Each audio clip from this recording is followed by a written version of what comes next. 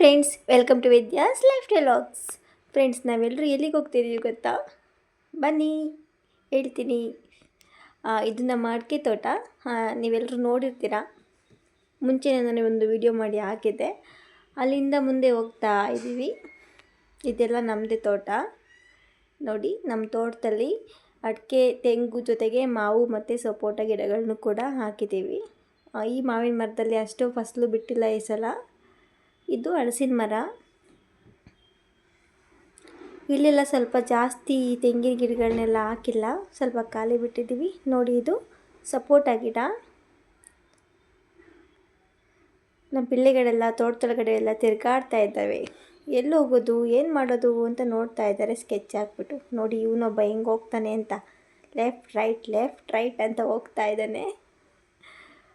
ಇವರಿಬ್ಬರು ಈ ಕಡೆ ಹೋಗ್ತಾ ಇದ್ದಾರೆ. ಮಾವಿನ ಹಣ್ಣು ಕಿತ್ಕೊಳ್ಳೋಣ ಅಂತ ಟ್ರೈ ಮಾಡೋಕ್ಕೆ ಹೋಗ್ತಾ ಇದ್ದಾರೆ ಅವರು. ನೋಡಿ, ನಮ್ಮ ತೋಟದಲ್ಲಿ ಈ ಥರ ತೆಂಗಿನಕಾಯಿಗಳೆಲ್ಲ ಬಿದ್ದಿರುತ್ತೆ. ಅದನ್ನು ಒಂದೇ ಸಲ ತೊಗೊಂಡೋಗೋಕ್ಕಾಗಲ್ಲ ಅಂತ ಒಂದು ಕಡೆ ಇಟ್ಟೋಗಿರ್ತೀವಿ. ಹಳ್ಳಿ ಕಡೆ ಎಲ್ಲ ಸಾಮಾನ್ಯವಾಗಿ ಏನು ಮಾಡ್ತಾರೆ ಗೊತ್ತಾ? ಯಾರು ನೋಡಿಲ್ಲ ಅಂದರೆ ಎಸ್ಕೇಪ್ ಮಾಡ್ಕೊಂಡು ಹೋಗಿಬಿಡ್ತಾರೆ ತೆಂಗಿನಕಾಯಿಗಳನ್ನೆಲ್ಲ. ಬೇರೆದನ್ನು ಸಹ ಹಾಗೆ ಮಾಡೋರು ಕೂಡ ಇರ್ತಾರೆ. ನೋಡಿ, ಇದು ಇನ್ನೊಂದು ಮಾವಿನ ಮರ. ಆ್ಯಕ್ಚುಲಿ ತುಂಬ ಮಾವಿನ ಮರಗಳಿತ್ತು, ಯಾಕೋ ಎಲ್ಲನೂ ಕಡಿಸಿ ಹಾಕ್ಬಿಟ್ಟಿದ್ದಾರೆ. ಇವಾಗ ಒಂದು 3-4 ಅಷ್ಟೇ ಇಲ್ಲಿ ಇರೋದು.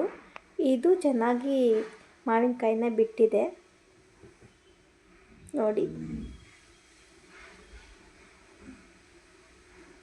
ಇದಿನ್ನೂ ತುಂಬ ದೊಡ್ಡ ಮರ ಏನಲ್ಲ, ನಾವೇ ಕಿತ್ಕೊಳ್ಬೋದು. ದೊಡ್ಡ ಮರ ಆದರೆ ತುಂಬ ಕಷ್ಟ ಆಗುತ್ತೆ. ಅಂತೂ ನಮ್ಮ ಹುಡುಗಿರು ಮಾವಿನಕಾಯಿ ಕೀಳಲಿಕ್ಕೆ ಹೋದ್ರಪ್ಪ. ಇವನು ಬಂದ, ನಾನು ಕೀಳ್ತೀನಿ ಅಂತ ಓಡ್ಬಿಟ್ಟು ಬಂದ. ಈ ಕಡೆ ತಾತನೂ ಕರ್ಕೊಂಡು ಬಂದರು, ಕಿತ್ಕೊಂಡು ಬನ್ನಿ ಅಂತ. ತಾತ ನೋಡಿ ಒಂದು ಕುಡ್ಲಿಟ್ಕೊಂಡು ಆ ಕಡೆಯಿಂದ ಈ ಕಡೆಗೆ ಆಡ್ತಾ ಇದ್ದಾರೆ. ಈ ಮೇಡಮ್ ನೋಡಿ, ಅಲ್ಲಿ ಕಾಣಿಸ್ತಾ ಇದೆ, ಅದನ್ನು ಕೀಳಕ್ಕೆ ಟ್ರೈ ಮಾಡಿದರು, ಪಾಪ ಆಗಲಿಲ್ಲ. ನಾನು ಇನ್ನೊಂದು ಸ್ವಲ್ಪ ಬೆಳಿಬೇಕು ಅಂತ ಹೊರಟರು. ಅಂತೂ ಇಂತೂ ಇಷ್ಟು ಮಾವಿನಕಾಯಿಗಳನ್ನ ಕಿತ್ಕೊಂಡ್ರು. ಏನು ಗೊತ್ತಾ ಫ್ರೆಂಡ್ಸ್, ಈ ಮಾವಿನಕಾಯಿ ಇದ್ದಾವಲ್ಲ, ಇದು ಸ್ವಲ್ಪ ಹುಳಿ ಇರುತ್ತೆ. ಇದನ್ನು ಹಾಗೆ ತಿನ್ನೋಕ್ಕೆ ಸ್ವಲ್ಪ ಕಷ್ಟನೇ. ಮಾವಿನಕಾಯಿ ಚಿತ್ರಾನ್ನಕ್ಕೆ ಚೆನ್ನಾಗಿರುತ್ತೆ, ಮತ್ತು ಹಣ್ಣಾದಮೇಲೆ ತುಂಬ ಚೆನ್ನಾಗಿರುತ್ತೆ. ಇದು ಇನ್ನೊಂದು ಗಿಡದ್ದು ಮಾವಿನಕಾಯಿ. ಇದು ಅಷ್ಟು ಹುಳಿ ಇರಲ್ಲ.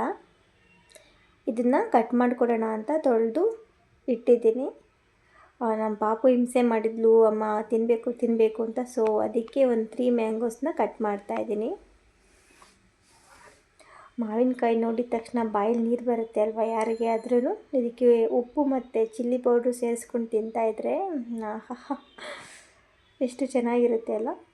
ಇದೆಲ್ಲ ಒಂದು ಸೀಸನ್ನು, ಎಲ್ಲ ಟೈಮಲ್ಲಿ ಕೂಡ ಸಿಗೋದಿಲ್ಲ. ಸೊ ಹಾಗಾಗಿ ಎಲ್ಲರೂ ಕೂಡ ಸೀಸನ್ನಲ್ಲೇ ತಿಂದು ಎಂಜಾಯ್ ಮಾಡಿ. ಇದರೊಳಗಡೆ ಇರೋ ಹೊಟ್ಟೆನೆಲ್ಲ ರಿಮೂವ್ ಮಾಡಿಕೊಂಡು ನೀಟಾಗಿ ಚಿಕ್ಕ ಪೀಸ್ಗಳನ್ನಾಗಿ ಮಾಡ್ಕೊಳ್ಳೋಣ. ಆಮೇಲೆ ಒಂದು ಸ್ಟಿಕ್ ಸಹಾಯದಿಂದನೋ ಅಥವಾ ಒಂದು ಫೋರ್ಕ್ ಸ್ಪೂನಿಂದ ತೊಗೊಂಡು ತಿಂತಾಯಿದ್ರೆ ಒಂಥರ ಚೆನ್ನಾಗಿರುತ್ತೆ. ಅದೆಲ್ಲ ಎಕ್ಸ್ಪೀರಿಯೆನ್ಸು. ಇವಾಗ ಈ ಬೇಕ್ರಿ ಐಟಮ್ಸು, ಅದು ಇದು ಚಾಕ್ಲೇಟ್ಸ್, ಕುರ್ಕುರೆ ಅಂತೆ ಎಲ್ಲ ತುಂಬ ಬಂದಿದೆ. ಬಟ್ ಆವಾಗೆಲ್ಲ ಇದೇ ಅಲ್ವಾ ಇರ್ತಿದ್ದು, ಬೇರೆ ಏನು ಇರ್ತಿರಲಿಲ್ಲ. ಹುಣಸೆಹಣ್ಣು ಚಾಕ್ಲೇಟ್ ಅಂತ ಒಂದು ಬರೋದು, ಅದು ಈ ಥರ ಮಾವಿನಕಾಯಿಗಳು, ಚೇಪೆಕಾಯಿ. ನಾವು ಸ್ಕೂಲಿಗೆ ಹೋಗ್ಬೇಕಾದ್ರೆಲ್ಲ ಇದೇ ತಿಂತಾಯಿದ್ದಿದ್ದು. ಅದು ಒಂಥರ ಚೆನ್ನಾಗಿರ್ತಿತ್ತು. ಸಾಟರ್ಡೆ ಬಂತು ಅಂದರೆ ಸಾಕು, ಬಸ್ ಸ್ಟಾಪ್ ಹತ್ರ ತಗೊಂಡು ತಿಂತಾಯಿದ್ವಿ, ಮಿಸ್ಸೇ ಮಾಡ್ತಿರಲಿಲ್ಲ. ನೀವು ಕೂಡ ಹೀಗೆ ಮಾಡ್ತಾಯಿದ್ರಿ ಅಂದರೆ ಕಮೆಂಟ್ ಮೂಲಕ ತಿಳಿಸಿ. ನೋಡಿ, ಎಲ್ಲ ಕಟ್ ಮಾಡಾಯಿತು. ಇವಾಗ ಇದಕ್ಕೆ ಸ್ವಲ್ಪ ಸಾಲ್ಟ್ ಆ್ಯಡ್ ಮಾಡ್ಕೊಳ್ಳೋಣ, ಮತ್ತು ಚಿಲ್ಲಿ ಪೌಡ್ರು ಸ್ವಲ್ಪ ಆ್ಯಡ್ ಮಾಡ್ಕೊಳ್ಳೋಣ. ಸ್ವಲ್ಪ ಆ್ಯಡ್ ಮಾಡ್ಕೊಳ್ತೀನಿ, ಯಾಕೆಂದರೆ ನಮ್ಮ ಮಕ್ಕಳು ಅಷ್ಟು ಖಾರ ತಿನ್ನಲ್ಲ. ಟೇಸ್ಟಿಗೆ ಅಂತ ಸ್ವಲ್ಪ ಹಾಕ್ಕೊಳ್ಳೋಣ. ತಿನ್ನೋಕೇನೆ ಚೆನ್ನಾಗಿರುತ್ತೆ, ಬಟ್ ಕೆಲವೊಬ್ಬರಿಗೆ ಮಾವಿನಕಾಯಿ ತಿಂದರೆ ಸೆಟ್ಟೇ ಆಗಲ್ಲ. ಹಿಂದೇನೆ ಕೆಮ್ಮೆಲ್ಲ ಬಂದುಬಿಡುತ್ತೆ ಅಲ್ವಾ. ಆದ್ರೂ ನಾನಂತೂ ಮಿಸ್ ಮಾಡ್ಕೊಂಡಿಲ್ಲ ಈ ಸಲ. ಎಲ್ಲ ಥರದ್ದು ತಿಂದು ಟ್ರೈ ಮಾಡಿದ್ದೀನಿ. ಸಮ್ಮರ್ ಹಾಲಿಡೇಸ್ ಬಂತು ಅಂದರೆ ಊರ ಕಡೆ ಹೋದರೆ ಇದೇ ಒಂದು ಸ್ಪೆಷಲ್, ಚೆನ್ನಾಗಿರುತ್ತೆ. ಮ್ಯಾಂಗೋ ಸೀಸನ್ ಬೇರೆ. ನಾನು ಮತ್ತು ನನ್ನ ಮಗಳು ಮಾವಿನಕಾಯಿನ ಕಟ್ ಮಾಡಿಕೊಂಡು ತಿಂದು ಎಂಜಾಯ್ ಮಾಡಿದ್ವಿ. ನೀವು ಕೂಡ ಇದೇ ಥರ ಎಲ್ಲ ಎಂಜಾಯ್ ಮಾಡ್ತೀರಾ ಅಂತ ಅಂದ್ಕೊಂಡಿದ್ದೀನಿ. ಇದು ಸಮ್ಮರ್ ಹಾಲಿಡೇಸ್ನ ಒಂದು ದಿನದ ನಮ್ಮ ಮಿನಿ ವ್ಲಾಗ್ ಆಗಿತ್ತು. ಬಾಯ್ ಎಲ್ರಿಗೂ. ಇನ್ನು ಯಾರಾದರೂ ನಮ್ಮ ಚಾನಲ್ನ ಸಬ್ಸ್ಕ್ರೈಬ್ ಮಾಡ್ಕೊಂಡಿಲ್ಲ ಅಂದರೆ ಸಬ್ಸ್ಕ್ರೈಬ್ ಮಾಡ್ಕೊಳ್ಳಿ. ಹಾಗೆ ಬೆಲ್ ಐಕಾನ್ ಹತ್ರ ಆಲ್ ನೋಟಿಫಿಕೇಷನ್ ಆನ್ ಮಾಡ್ಕೊಳ್ಳಿ. ನಾನು ಯಾವುದೇ ವೀಡಿಯೋಸ್ ಅಪ್ಲೋಡ್ ಮಾಡಿದರೂ ನಿಮಗೆ ನೋಟಿಫಿಕೇಷನ್ ಬರುತ್ತೆ. Thank you for watching. Next ವಿಡಿಯೋದಲ್ಲಿ ಸಿಗೋಣ.